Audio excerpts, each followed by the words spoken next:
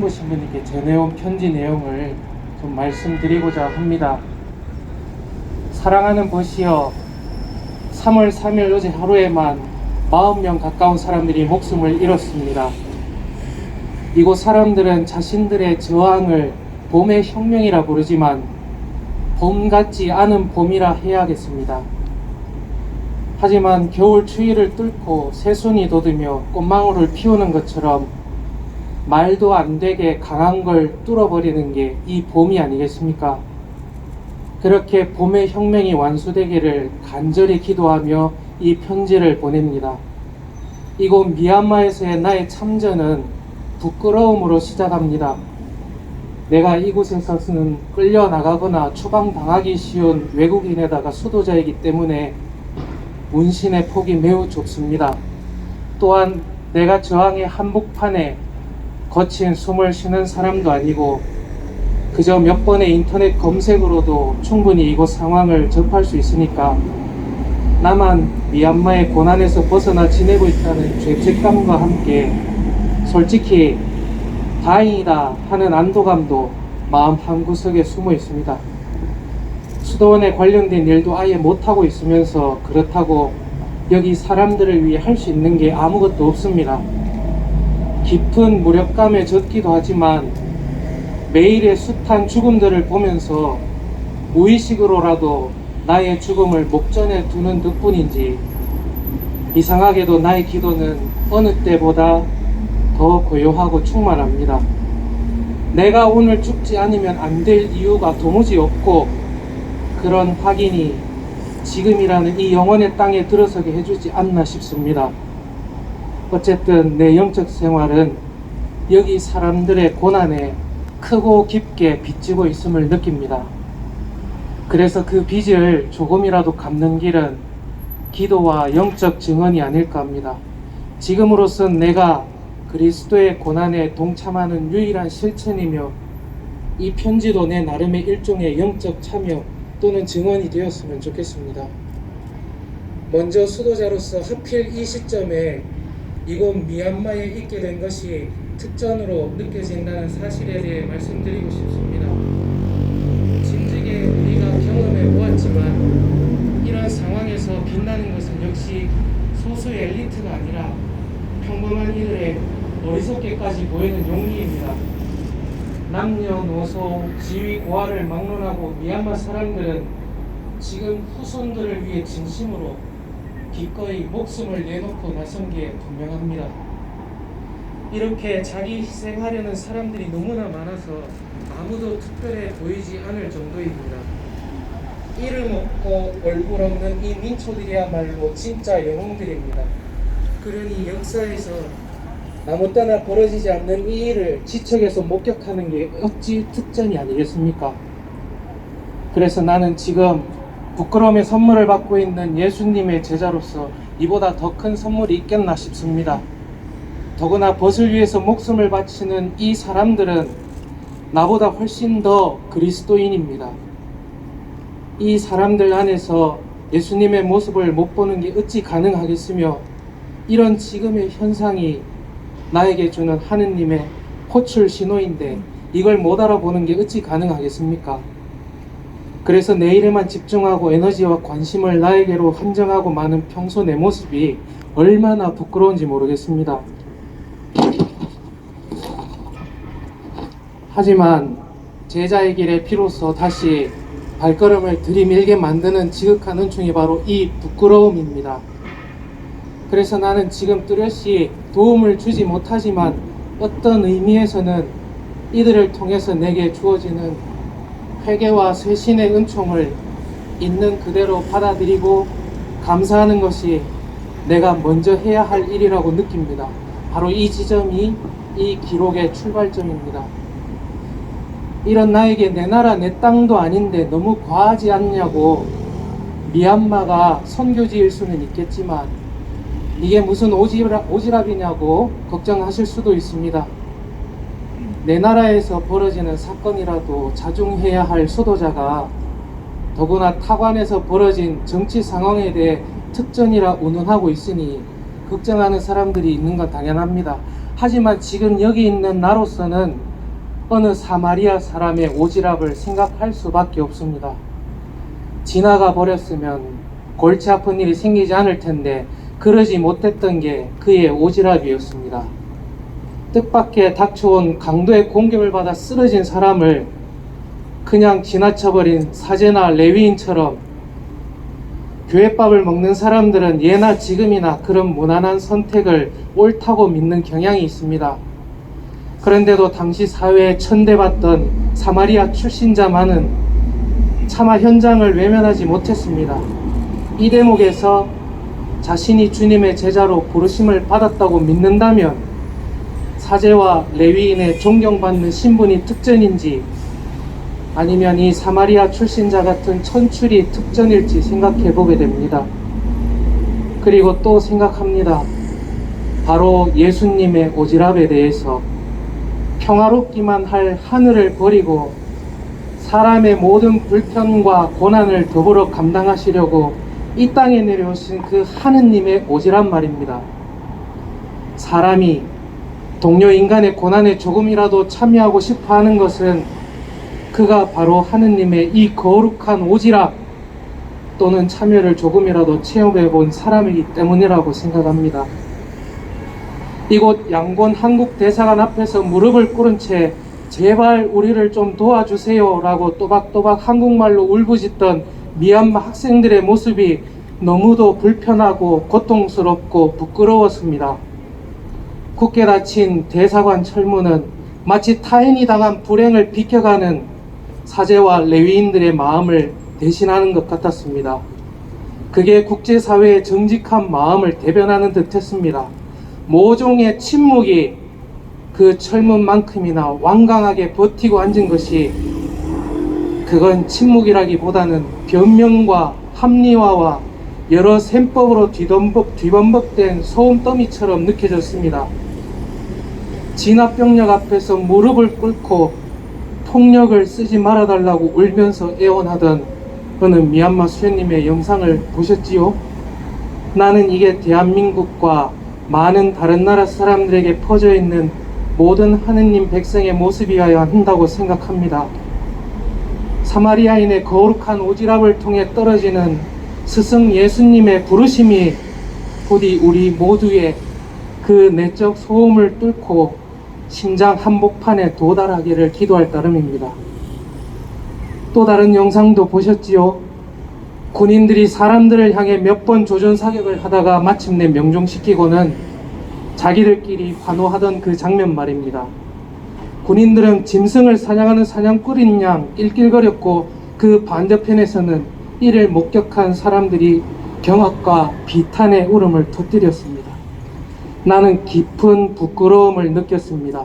같은 사람을 향해 몇 번이나 정조준해서 쏘다가 결국 살해에 성공했다며 환호성을 내질렀던 사냥꾼들 앞에서 나는 이루 말할 수 없는 수치심을 느꼈습니다.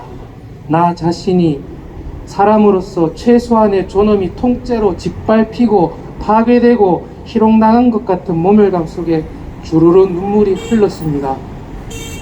격해진 감정을 추스르고 다시 바라보니 그렇게 조준사격해가며 악행을 저지르는 그 몹쓸 인간도 결국 나와 같은 인간이란 자각에서 생기는 또 다른 무시무시한 수치심이 하나가 더 있었습니다. 인간이라는 부끄러움. 언젠가 아우슈비츠의 생존자 프리모 레비가 말했던 대로 그 인간이라는 부끄러움이 무엇이었는지 이제는 짐작할 수 있었습니다. 상황이 이런데도 부끄러움에 반대되는 경우도 있습니다. 줄기차게 평화 시위를 이어가는 평범한 미얀마 사람들의 결연한 표정, 사륙의 현장에 나뒹구는 쓰레기를 깨끗이 청소하는 발걸음들, 거리에 비록 나가지 못하지만 새벽같이 일어나 도시락과 음료수를 챙기는 정성, 나도 가난하지만 십시일반으로 모금해서 시민 불복종 운동에 뒤따르는 부족분을 돕고자 내미는 손길, 이런 모습들은 거의 반대되는 또 다른 강렬한 감정을 불러일으킵니다. 바로 인간이라는 자랑스러움, 인간이라는 기쁨입니다. 이런 기쁨과 자부심을 통해 부끄러움에 어둑하고 차가운 절망과 폭력의 나락으로 떨어지지 않으리라 믿고 싶습니다. 과연 지금 미얀마라는 나라에만 국한된 일이 아니란 걸 점점 실감하고 있습니다. 이 일은 미얀마 사람들만의 일이 아니라 인간의 일입니다. 모든 인간의 심장부, 거기서 쿨럭거리며 샘솟는 인간 존엄과 희망에 직결된 일입니다. 결국 이 일은 남의 일이 아니라 나의 일이라는 것입니다. 대한민국의 5.18 광주 민주화 운동이 그랬듯이 말입니다. 스페인 내전 때 스페인 밖에서도 많은 양심적 지식인들이 자원해서 전장에 뛰어들었던 것도 바로 이런 깨달음 때문이었을 것입니다. 친구여, 거창하게 들릴지 모르겠지만 이것이야말로 교회론적 깨달음이 아니겠습니까? 바로 사람이 되신 저 하느님의 몸, 예수님 안에 우리 모두가 얼마나 한 몸입니까? 그러니 미얀마 현 군부가 국제사회와 우리 교종 프란치스코의 우려 섞인 권고와 경고를 두고 내정 간섭 운운하는 게 이 얼마나 가스로운 말장난이냐 말입니다. 그 인간성은 바로 내 인간성이고 게다가 성자 하느님께서 취하신 바로 그 인간성이기도 하지 않습니까? 그러니 결국 그것은 간섭이 아니라 고통받는 사람들을 통해 그리스도의 고난에 동참하는 일이라 해야 옳습니다. 더구나 우리 교회가 초세기 교구 시대부터 가톨릭 교회, 즉 국적과 인종과 문화의 차이를 뛰어넘어 모두에게 활짝 열린 전 우주적 보편교회임을 고백해오지 않았습니까? 요즘 내 마음을 휘젓고 가는 제목이 또 하나 있습니다. 보네퍼 목사님의 마지막 조술인 옥중 서간에 딸린 저항과 복종이라는 제목입니다. 이 위대한 제자이며 순교자이며 신학자가 하고 싶었던 말이 어째서 이런 제목으로 달렸는지 더 잘 알아듣게 되었습니다. 바로 이런 것입니다.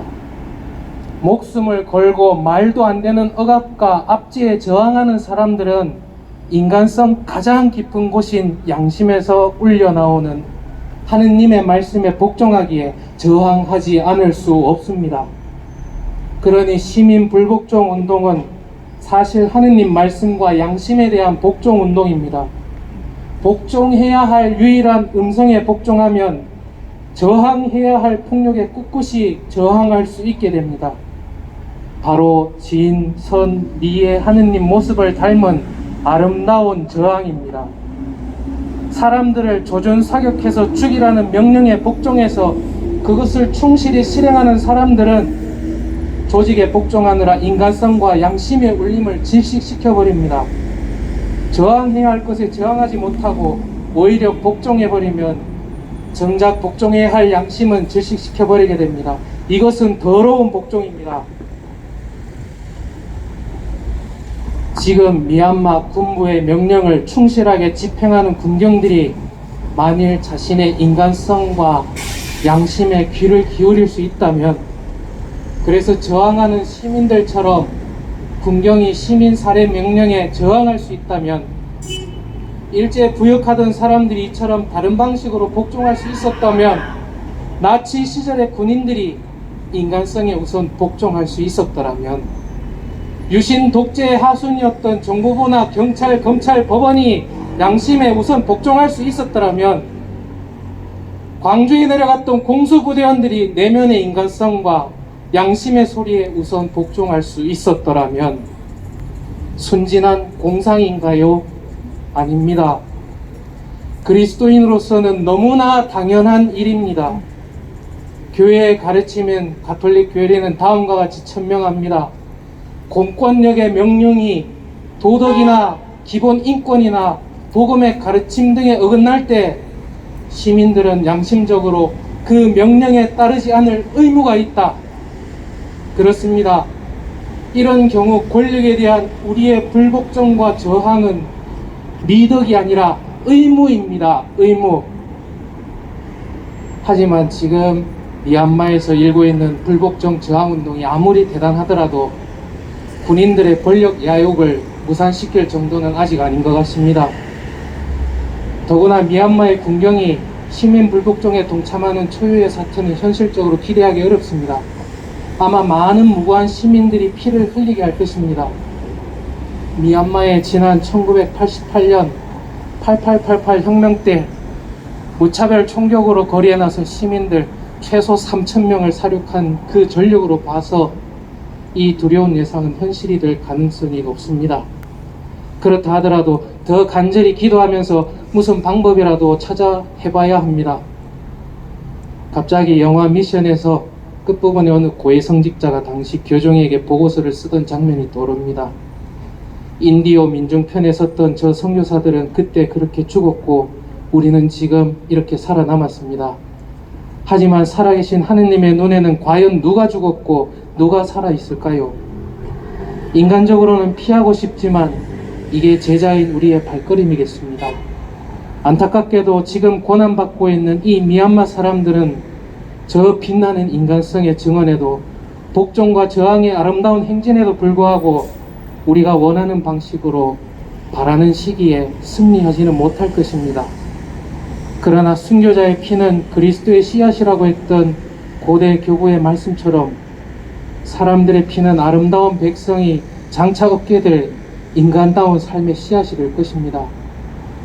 군경의 유혈 진압이 멈추려고 하지 않는 지금 미얀마는 체념과 희망의 갈림길에 서 있습니다.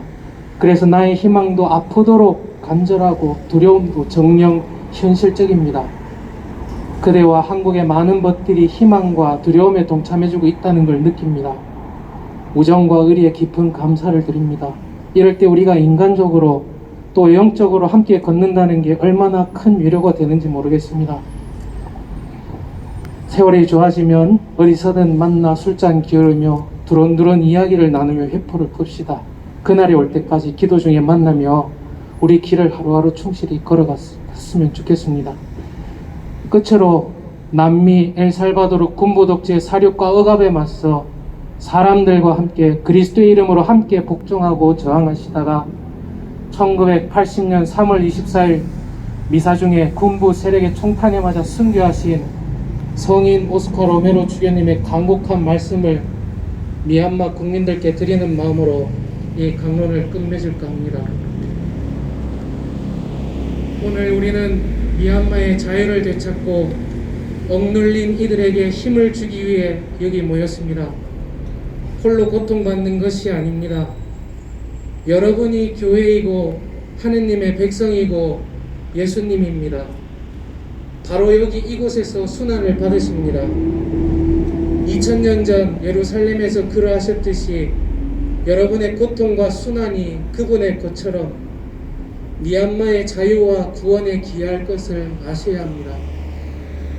교회는 자유를 위해 싸우는 사람들 안에서 실현되고 박해를 함께 견뎌야 합니다. 교회의 사명은 가난한 자들과 일치하는 것입니다. 함께 정의를 위해 싸우는 것입니다. 그렇게 함으로써만 교회는 구원을 받게 됩니다. 교회의 이 부름이 부유층과 권력층의 마음을 얼어붙게 하지 않기 바라며 그들을 회개로 이끌기 바랍니다. 이 격변의 시대에 여러분은 주인공입니다. 폭력의 종말은 여러분에게 달렸습니다. 과거에 집착하지 마십시오. 새로운 시대가 왔습니다. 하느님의 백성이 평화와 자유 그리고 인간의 존엄성을 지키며 살아갈 시대입니다. 특히 미얀마 군인들에게 간청합니다. 형제들이여, 여러분 각자가 모두 우리입니다. 우리는 동족입니다. 여러분이 죽이는 노동자, 농민은 여러분의 형제, 자매입니다. 죽이라는 명령을 들을 때 하느님의 말씀을 생각하십시오. 살인하지 말라. 어떤 군인도 하느님의 계명을 어기면서 명령을 따를 필요는 없습니다. 하느님의 이름으로 비탄의 소리가 하늘을 찌르긴 미얀마의 억눌린 백성의 이름으로 간청합니다. 호소합니다. 명령합니다. 억압을 중단하십시오.